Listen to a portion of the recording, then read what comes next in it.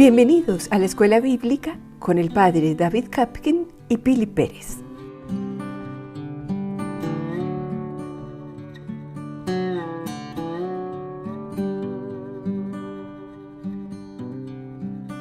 Hoy vamos a afrontar un problema pastoral muy común en nuestro medio, cuando uno de los esposos es creyente y el otro no. ¿Qué dice Pablo al respecto en la primera carta a los Corintios?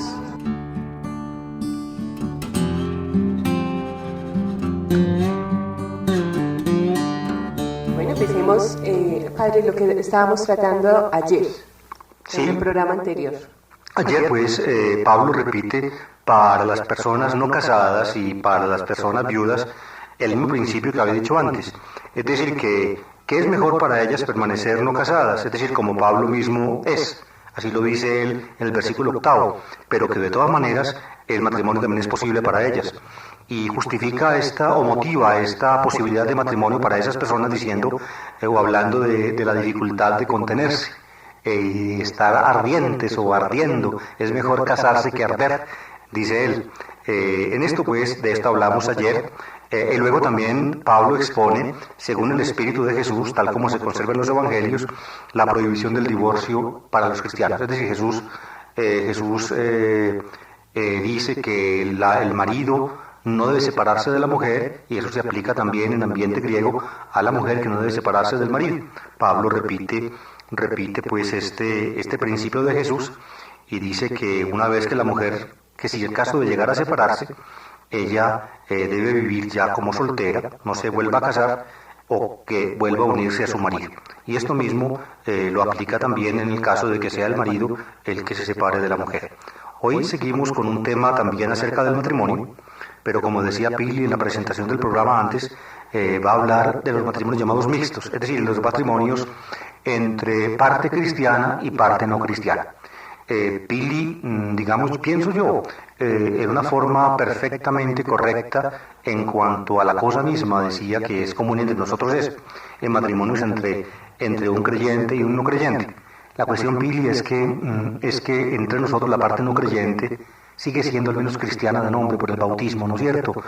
Sigue estando el bautismo, de modo que en la jurisdicción eclesiástica... Pero no en la praxis. No en la praxis, no, ni tampoco digámoslo así, ni tampoco en el fondo, pero sigue siendo cristiana por el bautismo, y por eso entonces la jurisdicción eclesiástica le aplica a estos matrimonios los principios de matrimonio entre cristianos, no tanto estos de que habla aquí Pablo, de matrimonio entre parte no cristiana y parte cristiana.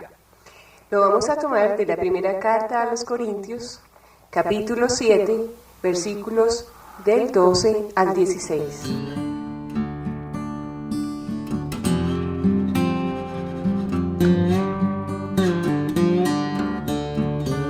A los demás les digo yo, no el Señor. Si un hermano tiene una mujer no cristiana y ella consiente en vivir con él, no debe divorciarse de ella.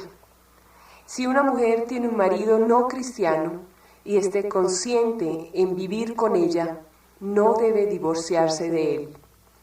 Pues el marido no cristiano queda consagrado por la mujer, y la mujer no cristiana queda consagrada por el hermano.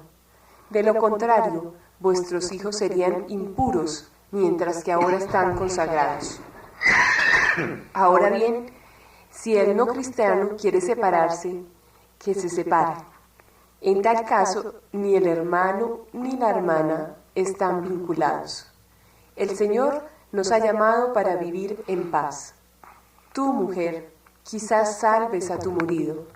Tú, hombre, quizás salves a tu mujer.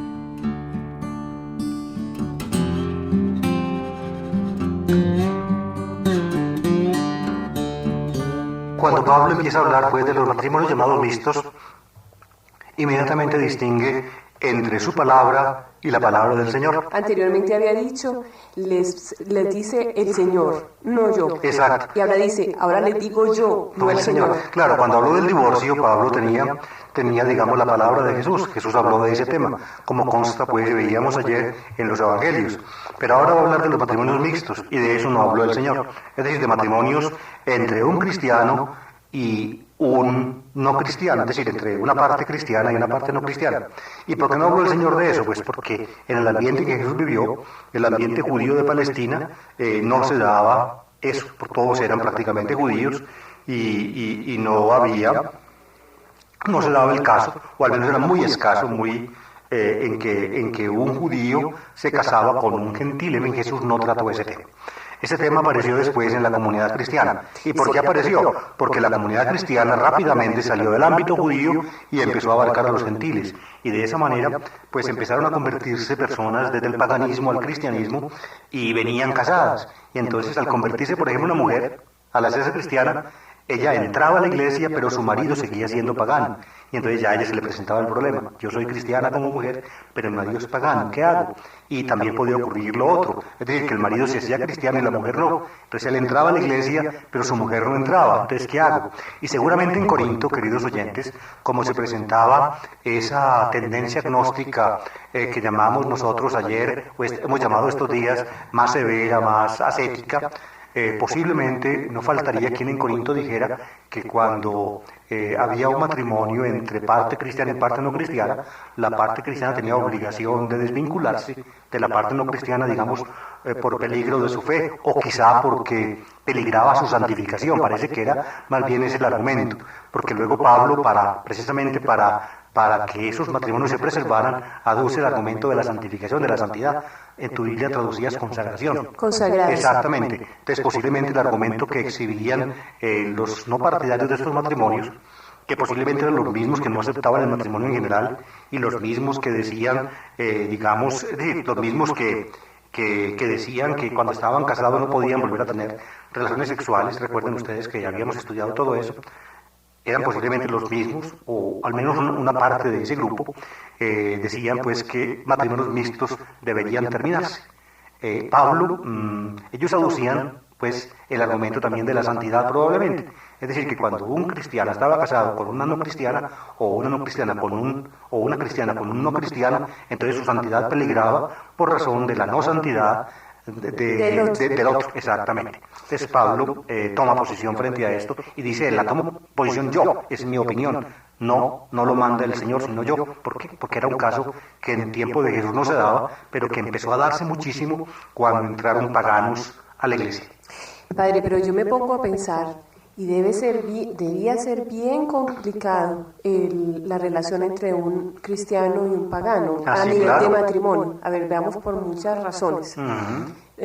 Primero, incluso por la vida sexual que se les iba exigiendo, una vida sexual distinta a la que se tenía cuando eran paganos. Otra, por el tipo de alimentación. Entonces eran como muchos detalles que yo digo, no era muy difícil esa convivencia ahí cotidiana con una persona pagana. Mira, Pili, yo creo que el tipo de alimentación, digamos, hubiera sido, más difícil si la parte cristiana hubiera sido también judía, es decir, que observara los preceptos judíos de la ley. Pero a ellos se les pidió, ¿o no? Pero en las iglesias paulinas no, es decir, donde Pablo estaba, esa prohibición o ese acatamiento de las cosas judías de la ley no se daba. Pablo jamás exigió eso. Pablo en eso tenía un pensamiento grande de libertad, inmenso, pues él sacó siempre la bandera de la libertad de la ley como la bandera que él siempre enarboló. De modo que por ese lado no había problema. Quizá, no sé, me imagino pues que si ya eran costumbres sexuales, digamos, un poco depravadas o problemáticas, la parte cristiana podía resentirse, pero no sé. Yo creo que el problema estaba más bien en lo que puede estar el problema hoy en día cuando tú lo planteaste al comienzo del programa. Es decir, el marido cristiano o la mujer cristiana y el otro cónyuge no cristiano, entonces evidentemente había una distinta visión de la vida.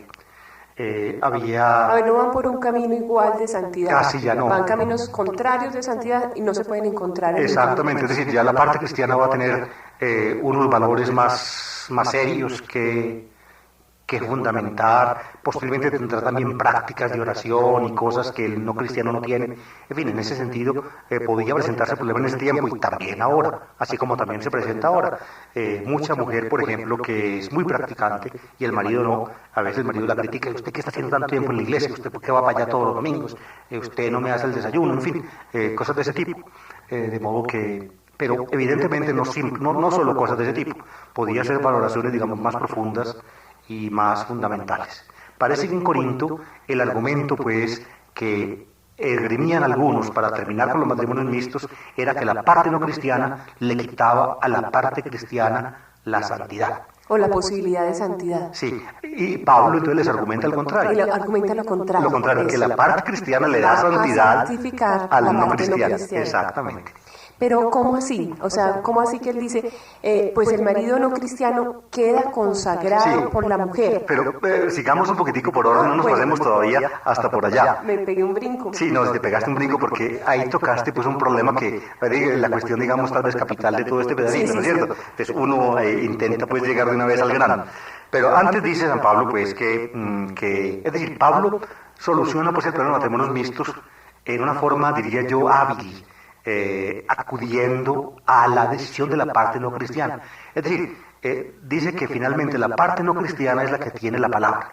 Por eso sabes que en estos días hemos discutido tanto si Pablo presenta o no el amor como parte fundamental del matrimonio.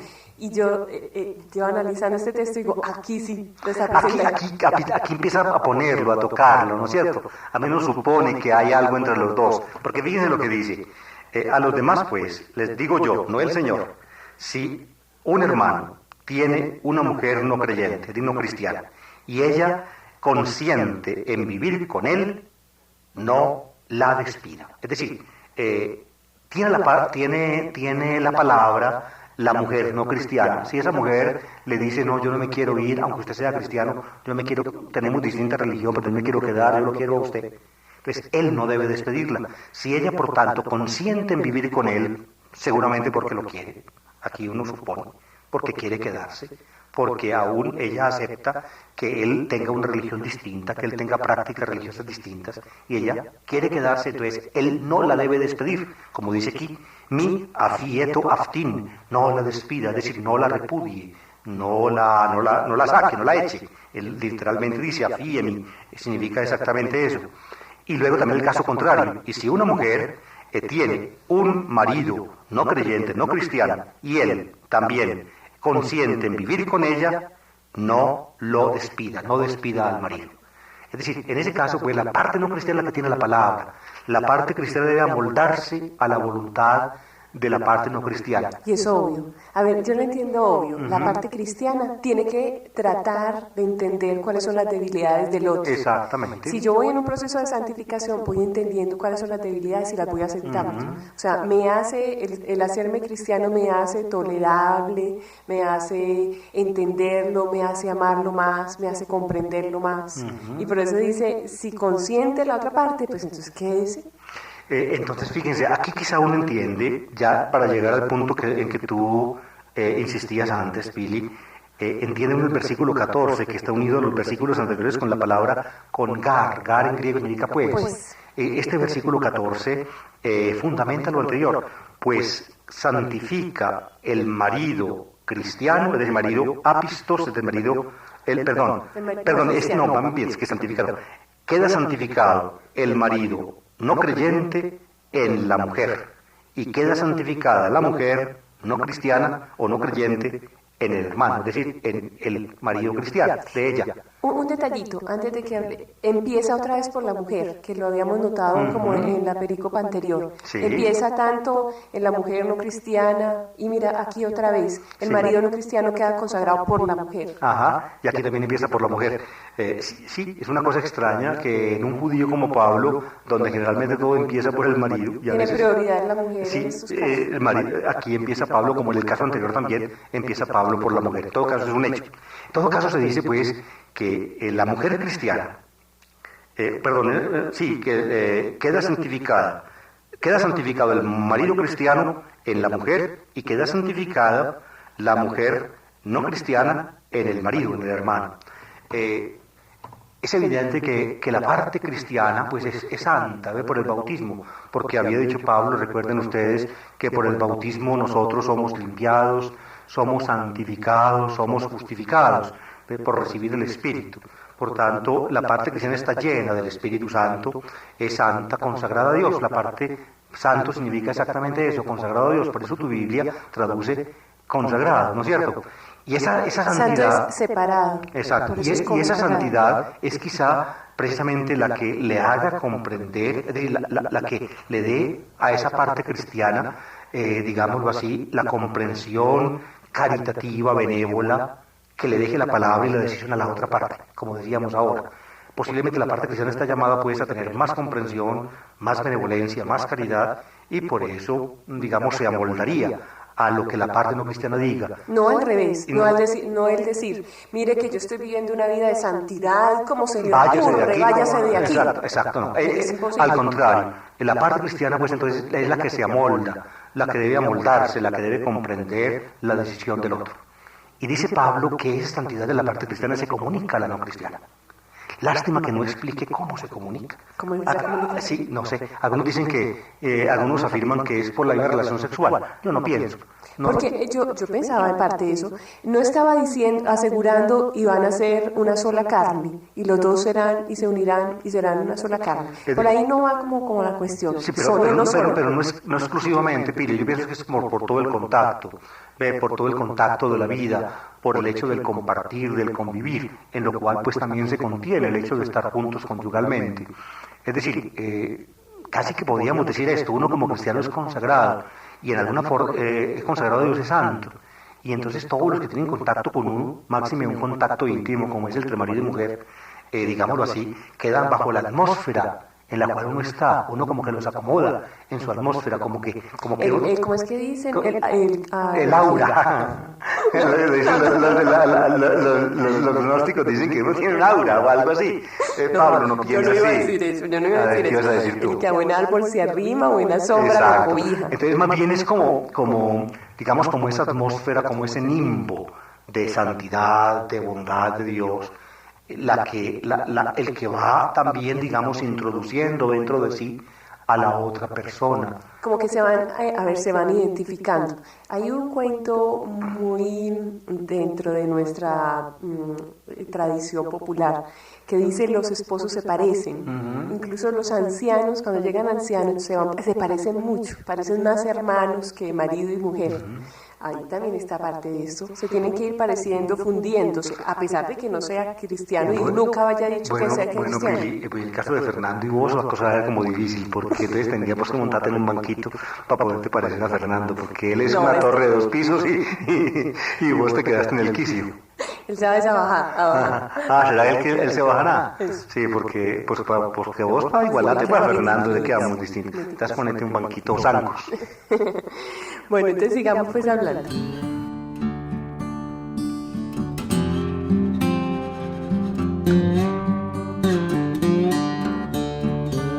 Recordaba en este momentico un caso de esos matrimonios mixtos. Timoteo, el discípulo amado de Pablo, es hijo de una mamá judía y papá pagano. Y a él es al que sí hace circuncidar Pablo. Sí, en cambio Tito no. Es a él. A Timoteo sí. Sería por respetar eso. Es decir, la tendencia ortodoxa judía, aún actual, es que la madre la que entronca al hijo en el judaísmo. Por eso cuando son de madre judía son judíos. En cambio, cuando son de padre judío y madre no judía, no son judíos. Claro está que hay una tendencia, digamos, renovada del judaísmo que también acepta que sean judíos los hijos de padre judío y madre no judía. Por eso usted no resultó judío. No, yo no resulté judío, ¿no? Porque mi papá sí era judío, pero mi mamá no. Mi mamá era cristiana y es cristiana. Claro que mi papá para poderse casar con mi mamá tuvo que volver cristiano. Porque mi mamá, ¿usted cree que se hubiera casado con un no cristiano? ¿Usted cree mi abuela? Ella no leía estas cosas. Mi abuela, doña Enriqueta, como era de severa y de Ave María, era tremenda. Jamás hubiera permitido una tal abominación en su familia. Claro. De modo que mi papá tuvo que correr a bautizarse. En fin, yo no sé hasta qué punto estaría pues él convencido de todo esto. En todo caso, parece que lo que él quería más era la muchacha y no tanto lo otro. Bueno, pero sigamos con el tema nuestro. El tema nuestro, pero fíjense, es interesante este puntico, es decir, cuando Pablo dice pues que la parte cristiana, sea el marido o la mujer, santifican a la parte no cristiana, añade, pues de lo contrario, y piara, tatecna imón, vuestros hijos, acazartaestin, serían impuros, nunde agiaestin, pero ahora son santos, lo dice. Es decir, el argumento para mostrar cómo la parte cristiana comunica la santidad a la no cristiana es que los niños que nacen de esa unión mixta son, dice él aquí, son santos, no son acazarta, sino agia, es decir, santos. ¿Por razón de qué? Algunos dicen que aquí implícitamente está afirmando Pablo que son bautizados. Eso te iba a preguntar. Sí, algunos afirman eso, de que este sería, digamos, en una forma velada, la alusión al bautismo de los niños en la iglesia primitiva. Es decir, que la parte cristiana llevaba a los niños a que los bautizaran. Así afirman algunos. Sin embargo, esto no es bien claro, al menos no es explícito. Podría ser posible. En general, pues muchos autores, digamos, admiten la posibilidad de que en Corinto, pues en las comunidades paulinas, en matrimonios mixtos se utilizaba el bautismo de los niños. Pero pienso yo que no necesariamente, Pili, sino que, fíjense ustedes, pues si a la parte cristiana se le concede, digámoslo así, la realidad de comunicar su santidad a la parte no cristiana, pues mucho más entonces al hijo, ¿no es cierto? Pero entonces podríamos aplicar, hacer una aplicación pastoral a esto. El bautismo de niños, podríamos decir exactamente lo mismo. El sujeto no es cristiano, no es ni consciente, ni va libremente, es una persona que... Y entonces es la encargada de la iglesia doméstica, la mamá y el papá, de preparar a ese niño para que después vuelva a rehacer su bautismo o vaya haciendo su bautismo a nivel que va creciendo. Y no podía pasar lo mismo con el esposo. O sea, es la esposa la encargada de convertir a su esposo. En alguna forma, más adelante eso se dice, pero Pablo parece que no lo tiene, digamos, de que no es una cosa absolutamente clara y apodíctica, es decir, es decir, que ya la conversión del esposo o de la esposa, de la parte, es decir, no cristiana, pues no se deduce tan claramente, sino que es eventual, ¿no es cierto? Puede que sí, puede que no. No es muy claro, Pablo, acá. Pero de todas maneras, sí Pablo afirma que la atmósfera, digamos, en que respira la parte no cristiana, estar junto a la parte cristiana, es tal que la santidad se le comunica. Lástima que no diga cómo, que él no explica este caso, y tampoco explica el hecho de que entonces los niños que nacen de un hogar o de una familia mixta no son acazarta, sino que son agia, es decir, no son impuros, sino santos. ¿Por qué? Tampoco lo explica. La suposición que puede hacer por el bautismo es posible, pero no es segura. Y el ambiente sí es claro, lo que tú estás diciendo sí es claro. Sí, Miremoslo claro en lo cotidiano. Un matrimonio que es pagano o que no tiene ninguna relación con el cristianismo, ni va a misa, ni ora, ni nada. Y pongamos el caso de una mamá que, por ejemplo, yo voy a poner mi caso, y en mi casa entonces se hace oración en la misa, se tienen las imágenes, se va a la Eucaristía, entonces mire que va entroncando como en todo el ambiente espiritual, los va empujando, no es que los obligue, sino que los va empujando. Exacto, hace que el hogar tenga una atmósfera, un aire cristiano. A mí me pasó lo mismo, tú decías el caso tuyo, pues en mi casa fue la misma cosa, porque mi papá pues era católico por el bautismo, ¿no es cierto? Porque para casarse mi mamá tuvo que hacerse católico. Pero mi papá nunca fue católico practicante en forma. Él amaba a Dios, hablaba... Seguía siendo muy judío. Es decir, no tampoco en las prácticas, tampoco practicaba, digamos, estrictamente el judaísmo, pero sí era un hombre creyente en Dios, ¿ve? Y un hombre bueno, correcto, de una vida intachable en todo sentido, ¿no? Pero mi mamá, digamos, nosotros recibimos, por ejemplo, el ejemplo de una vida de práctica cristiana, de amor a Dios, de respeto a Dios, a los santos, de valoración de Jesucristo, todo eso. Crecimos en ese ambiente. Y a pesar de que mi papá pues, y mi mamá, a pesar de que mi papá pues no era católico practicante, ¿no es cierto? Yo jamás escuché en la casa una discusión de tipo religioso. Mi papá era supremamente respetuoso. Aún más, yo recuerdo mucho, en ese tiempo, La Hora Católica era uno de los programas de radio más escuchados de Medellín, y hablaba el padre Fernando Gómez Mejía, y mi papá escuchaba con puntualidad ese programa y se manifestaba siempre de acuerdo con lo que en ese tiempo el padre Fernando decía. Es decir, mi papá, no sé, sería mi mamá la que le hizo en alguna forma respirar los valores inherentes a la fe.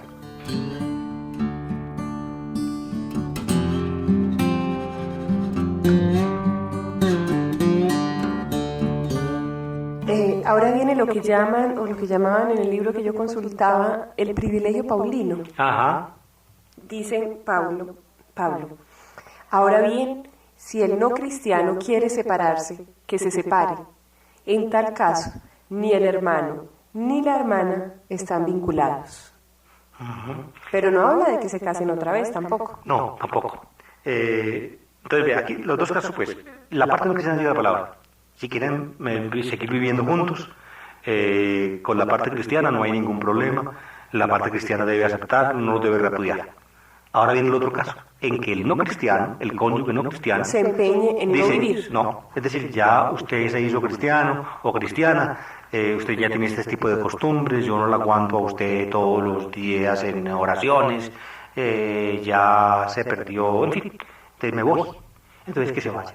Lo que dice Pablo aquí, dice, y de oapistos jorícete, jorisesto. Es decir, si el no creyente se va, pues que se vaya. Se separa, pues que se separe. Es lo que él dice. No se debe impedir. Eso sí, en ese caso, pues en estas circunstancias, dice Pablo aquí, intis toiutis, en estas circunstancias, entonces, u dedulote, u dedulote o adelfos y adelfil. En este caso, no están vinculados, no están amarrados, no están esclavizados el hermano o la hermana. En otras palabras, parece, o Pablo dice aquí, que quedan libres el hermano o la hermana, es decir, el cónyuge cristiano que fue abandonado por el cónyuge no cristiano, sea pues varón o sea mujer, sea hermano, varón o sea hermana, es decir, mujer, el cónyuge cristiano abandonado por el no cristiano, dice él, u de dulote, no queda esclavizado. El verbo es dulo, que es hacer esclavo, hacer siervo, no queda hecho siervo, es decir, no queda vinculado por. Entonces, la Iglesia a lo largo de los siglos, aquí viene donde lo que tú decías ahora, Pili, el famoso privilegio paulino.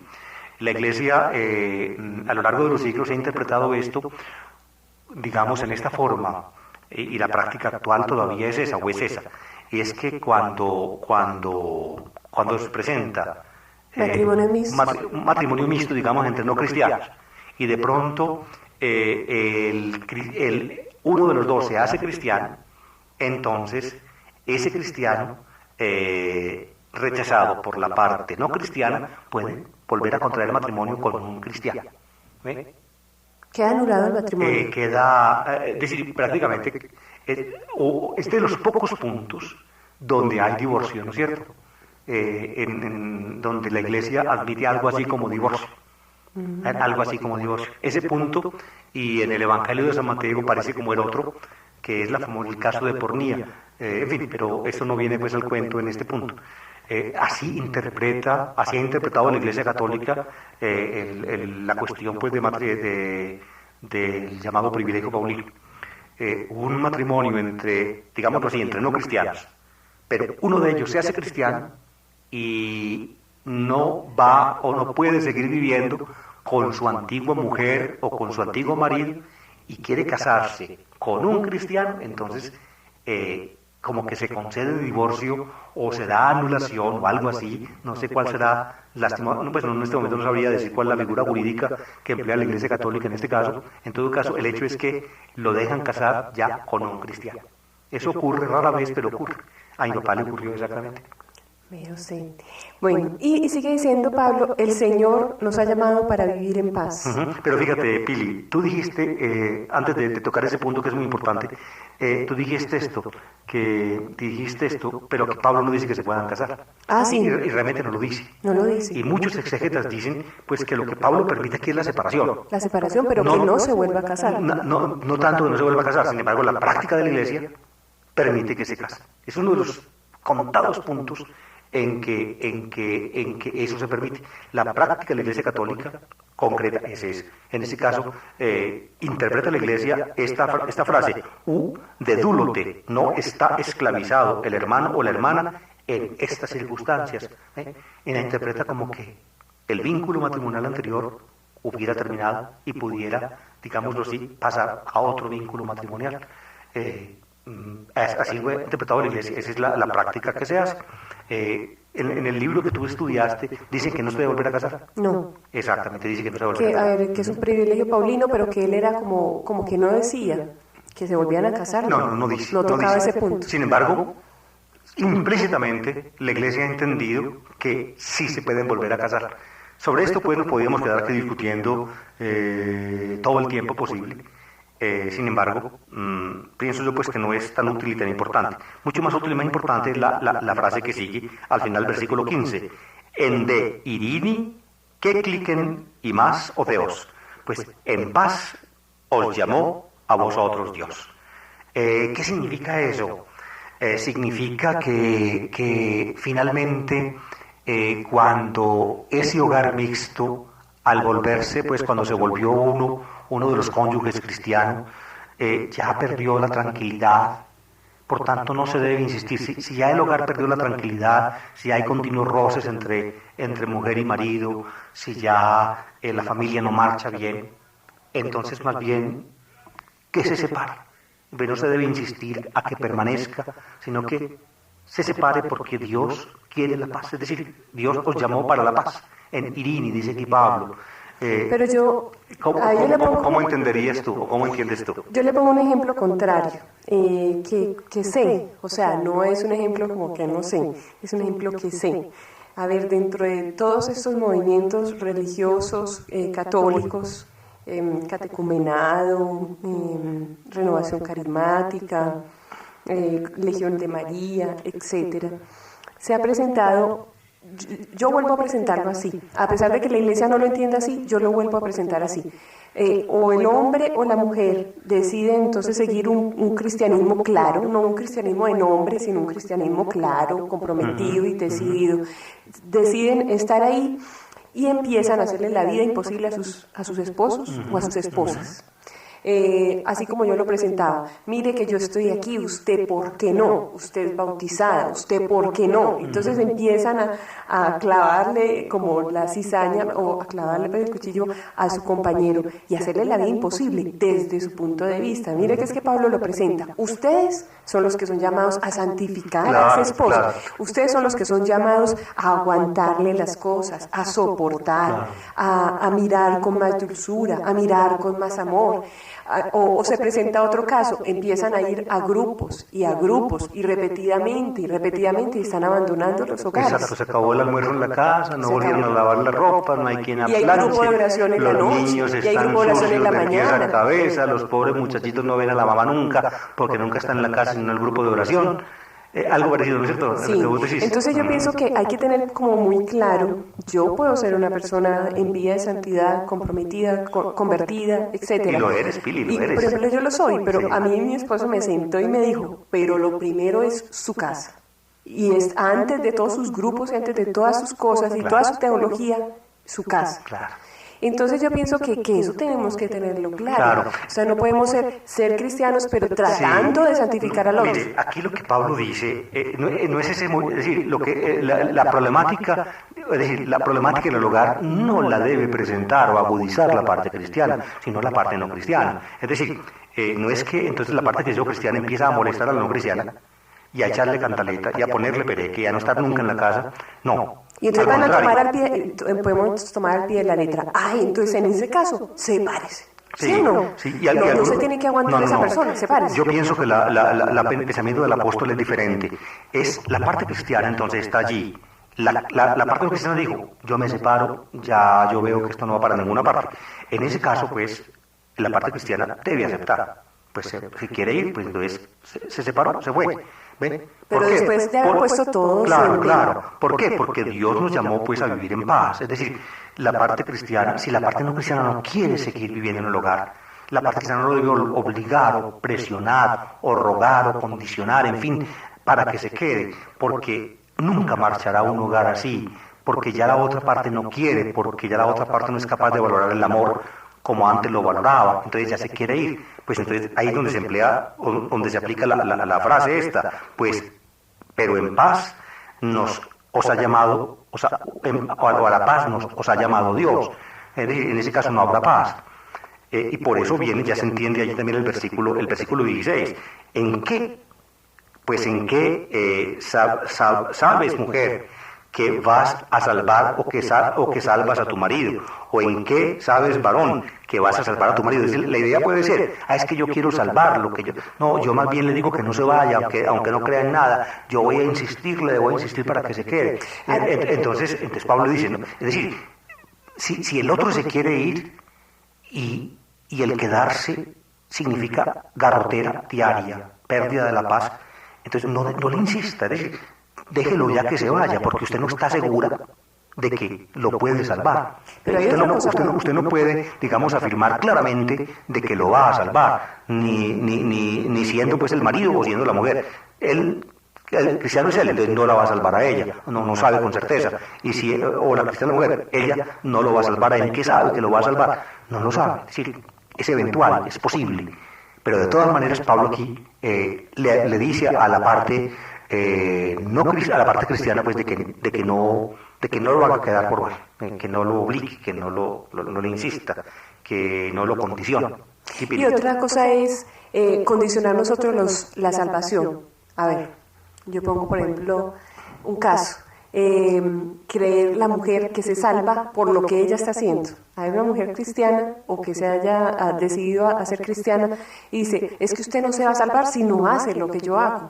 Y conocemos matrimonios en que en la otra parte que se supone no cristiana es un hombre, así como usted decía que era su papá, o como por ejemplo yo miro a mi esposo, un hombre muy bueno, un hombre cristiano, pues no dijéramos absolutamente practicante en lo que yo puedo decirte que sea practicante, pero es un hombre bueno. Y entonces dice, ¿y usted no se va a salvar si no hace el rosario? ¿Y usted no se va a salvar si no va a misa? Exactamente. Y yo me pondría a pensar, iba a venir Jesús y iba a decir, ¿sí será eso? O sí será que es que para mí es muy claro que de pronto va a ser más medio de santificación mi esposo que yo, pues por lo bueno que él es, por el ejemplo que él es. O sea, va a ser más fácil. Entonces uno tiene que mirar con cautela eso. Con cautela, con amor, con dedicación, claro, como una mujer cristiana o como un hombre verdaderamente cristiano. Así es. De todas maneras, queridos oyentes, fíjense que aquí está hablando Pablo de su opinión, de su manera de ver el problema. Él dice, esto lo digo yo, no el Señor. Por tanto, para estos casos no había norma de parte de Jesús. Si hubiera habido, entonces no habría tanta dificultad. Pablo lo habría aceptado de una vez. Pero como no la hay, él, digamos, se forma un criterio y lo comunica a los corintios, se los transmite y les dice, este es mi criterio, esta es mi manera de ver, yo se las enseño, pero conste pues que es mía y no de Jesús. Hay un puntito, ya que estamos terminando el programa de hoy, hay un puntito al final, pues que a mí siempre me impacta. En de irini, que cliquen y más oteos, pues en paz o para la paz os llamó el Señor. Pablo está hablando de la paz perturbada de un hogar donde la parte no cristiana pues ya no quiere vivir con la cristiana y Pablo le dice pues a la parte cristiana no le insista, usted no sabe si lo va a salvar o no, pues si quiere ir, déjelo ir. Y cuando ya en un hogar completamente cristiano también se pierde la paz y en un hogar entre dos bautizados se pierde la paz por culpa de quien sea, por culpa de él, porque es un borracho, por culpa de ella, porque, en fin, tiene, digamos, actitudes negativas, o por culpa de los dos, realmente es por culpa de los dos, pero de todas maneras se vuelve la vida del hogar una garrotera. ¿Acaso no vale también este principio? Para la paz os ha llamado el Señor.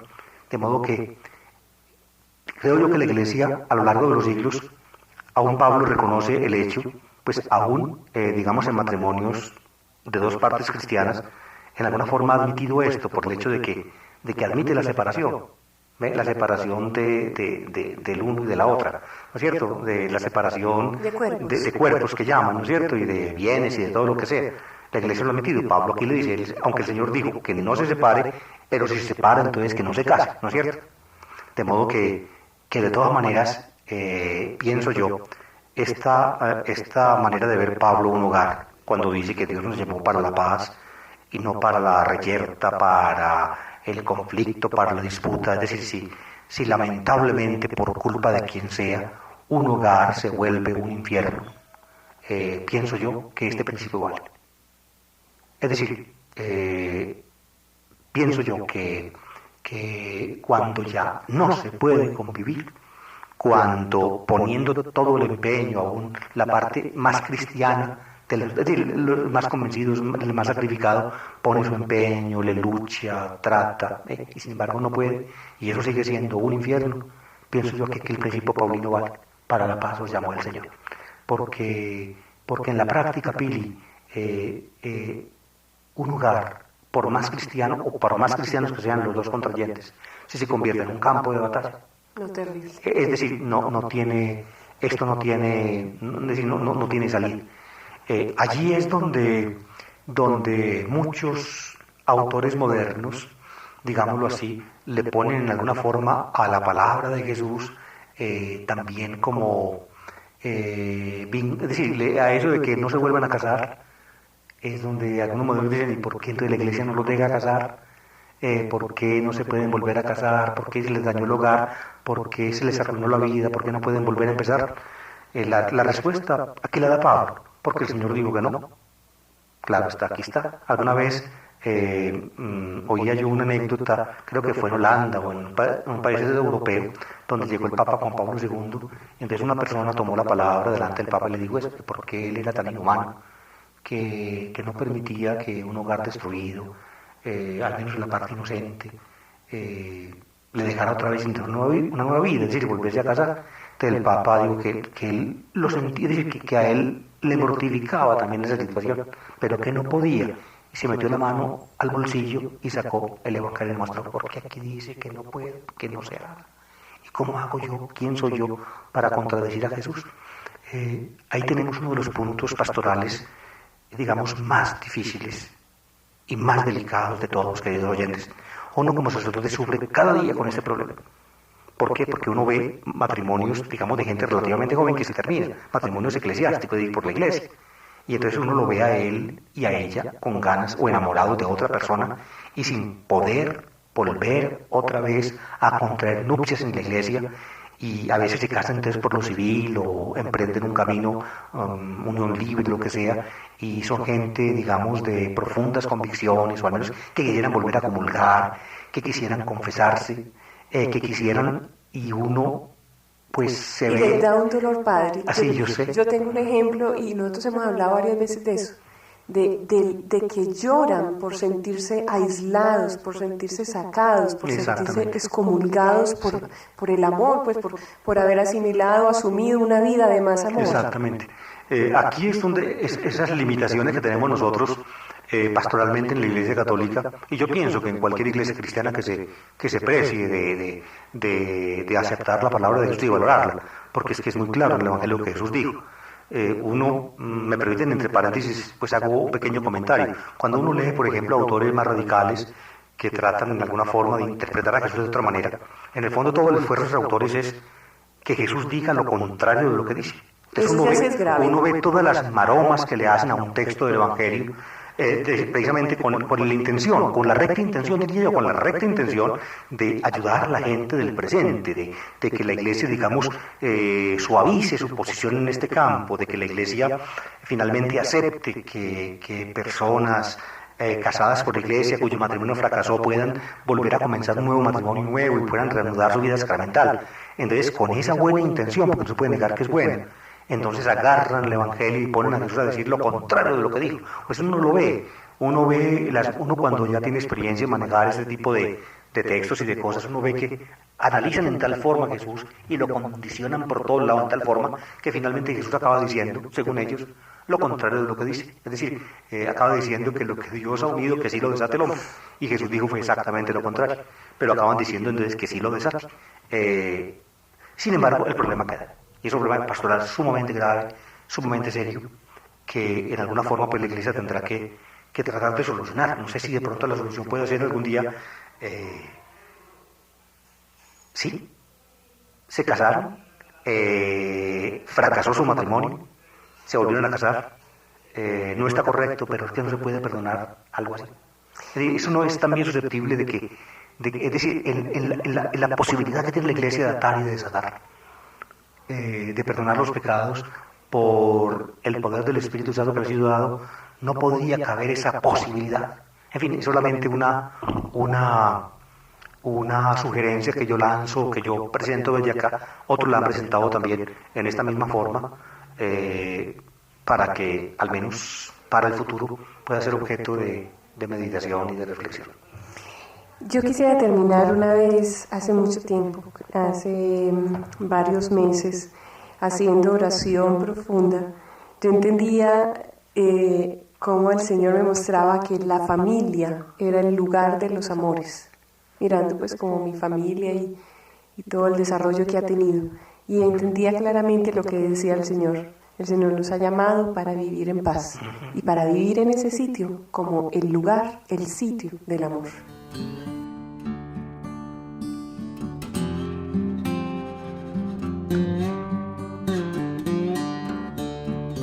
Hemos llegado al final. Gracias por estar con nosotros. Los acompañamos el Padre David Kapkin y Pili Pérez. Que el Señor los bendiga.